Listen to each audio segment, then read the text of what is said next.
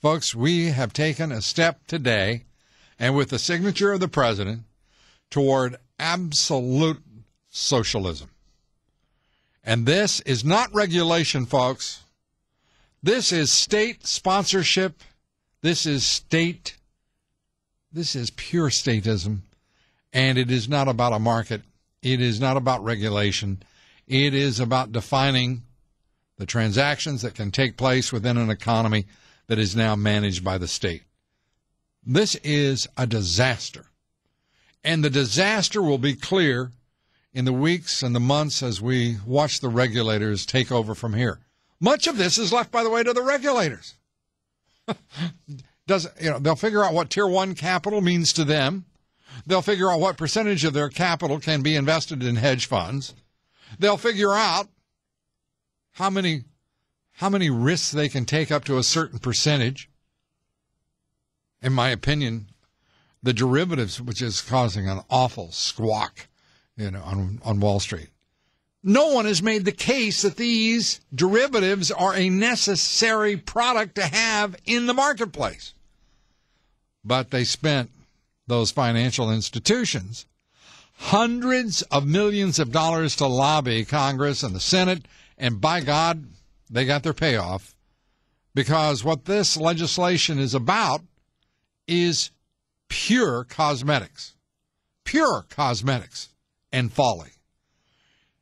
You could have taken any three of the smartest guys on Wall Street and said, look, tell me what we need to do to stop this. So I'm going to just give you one guy, one of the smart guys on radio, and it's me. And I'm going to tell you, here's what we needed to do. First is find out and hear the justification for those derivatives, which approach somewhere between $50 and $100 trillion. And by the way, that's like pure guesswork because no one knows. And decide whether or not we're going to keep those products. Now we got a little transparency. We're going to have some clearinghouses. We're going to have certain percentage. It's all bull. It's utter bull.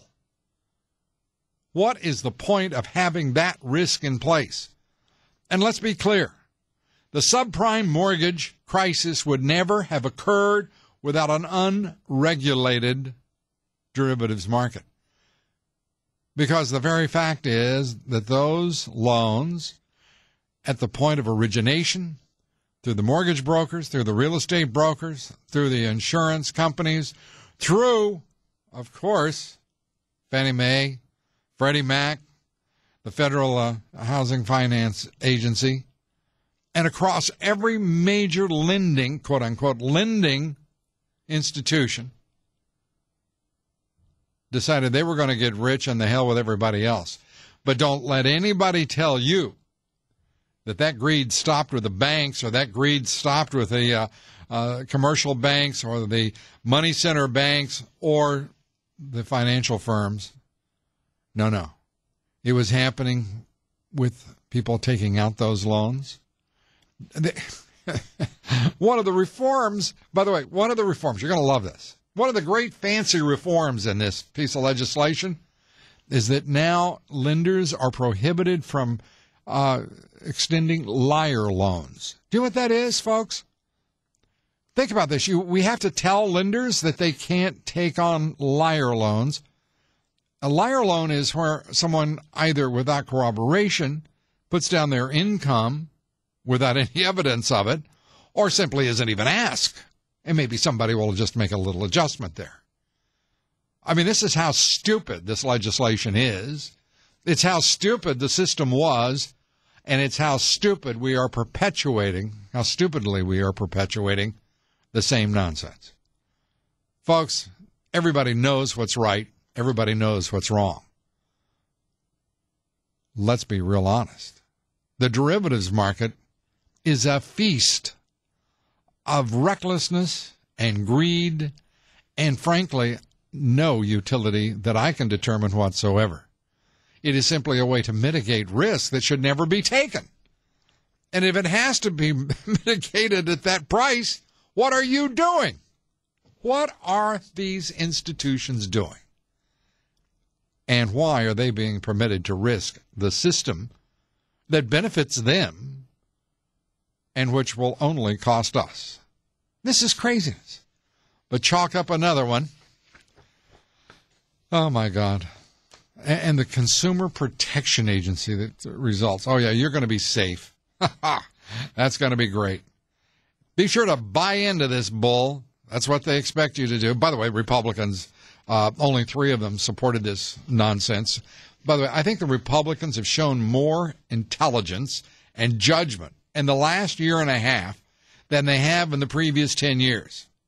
If they had been this judicious, this prudent, and this disciplined when they were in control of the White House and in control of Congress and the Senate, we wouldn't be going through this nonsense. So don't tell me it's all Obama. Don't tell me it's all Democrats. It is now. But, man, these beauties were in charge all by themselves there from 2001 on. It was a beautiful period there, wasn't it? 2001 to 2006. God! I hope these fools remember how foolish they were. Well, to get some sense of what people are saying about the financial reform legislation, listen to Senator Bob Corker today. I realize that, ironically, after a year of work, 2,300 pages, hundreds and hundreds of rules that are getting ready to be generated by regulators, it's my understanding there's already now another bill coming to correct this bill. I love it when a senator or a congressman says, I realize, ironically. Well, Senator Corker, I don't see anything ironic about it at all.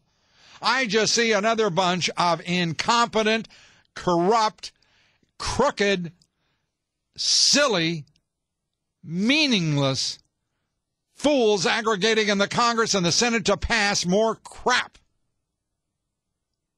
That's what I see, and I don't see anything ironic about it. I see nothing but irresponsibility and frankly, an embarrassing lack of judgment, responsibility. But brothers and sisters, I'm praying for accountability come November 2nd. The names are on the walls in the United States Senate and the House of Representatives.